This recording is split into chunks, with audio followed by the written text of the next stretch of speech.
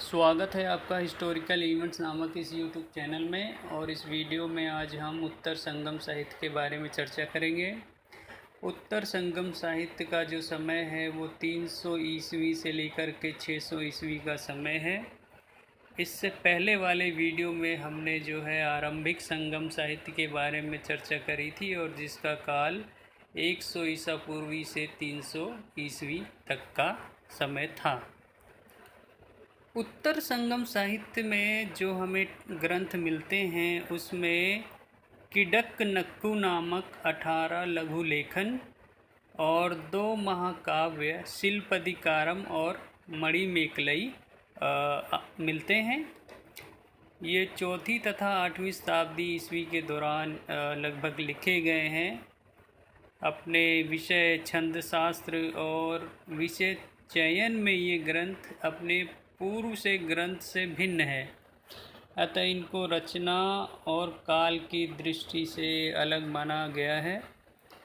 किडक्कनक्कु नामक 18 लघु लेखन में अधिकांशतः नैतिक तथा शिक्षाप्रद कविताएं हैं।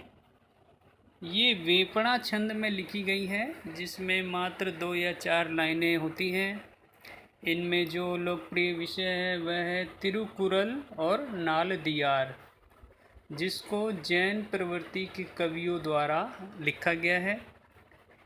इसमें 4 जैन कविताएं और हैं। आचार कक्को वई नामक कविता, ये कविता ब्राह्मणवादी विचार से जुड़ी हुई है और इसमें धर्मशास्त्रीय प्रभाव को देखा जा सकता है। 4 अन्य कविताएं हैं लोकप्रिय नैतिक विचार और कहावतों से जुड़ी हुई है। जो बाकी 7 कविताओं में युद्ध व प्रेम का वर्णन है जो कम तीव्र है, ज़्यादा इंटेंस नहीं है। अर्थात जो युद्ध और प्रेम का वर्णन है उसमें ज़्यादा तीव्रता हमें नहीं दिखाई देती है। काव्य ग्रंथों में शिलपदिकारम एक सुंदर काव्य है जिसे जैन लेखक इलंगो वदिगल द्वारा लिखा गया है, जो कि चेर राजकुमार माने जाते हैं। वहीं मणिमेकलई काव्य बुद्ध विचार से जुड़ा हुआ है। इसमें कई कहानियाँ जातक कथा से ली गई है।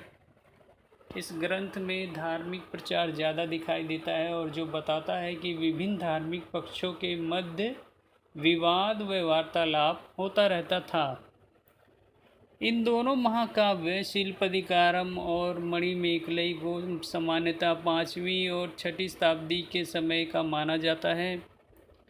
नैतिक ग्रंथ तथा काव्य दोनों ही सामाजिक, सांस्कृतिक तथा राजनीतिक संगठन में एक संक्रमण की बात करते हैं।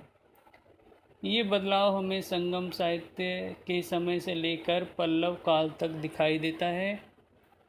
इसे हम अभिलेखों और भक्ति साहित्य में देख सकते हैं। हमें इनमें धर्मशास्त्र साहित्य का प्रभाव दिखाई देता है। वर्णाश्रम अवधारणा को जो है इसमें स्पष्ट देखा जा सकता है। इसके अलावा पाषंडी हेरेटिक विचारों को भी महत्व तथा लोकप्रियता प्राप्त होने लगी। 18 लघु ग्रंथों में तिरुकुरल को उच्च बुद्धिमत्ता का ग्रंथ माना जाता है। जैन मत से होने के बावजूद कवि तिरुवल्लुवर ने अपने विचारों को विखंडित तरीके से नहीं रखा ताकि सभी धर्मों को लोग जो हैं इसको अपना मान सकें। इसके 3 खंड मिलते हैं, अरम, पोरुल और इब्बम अथवा काम।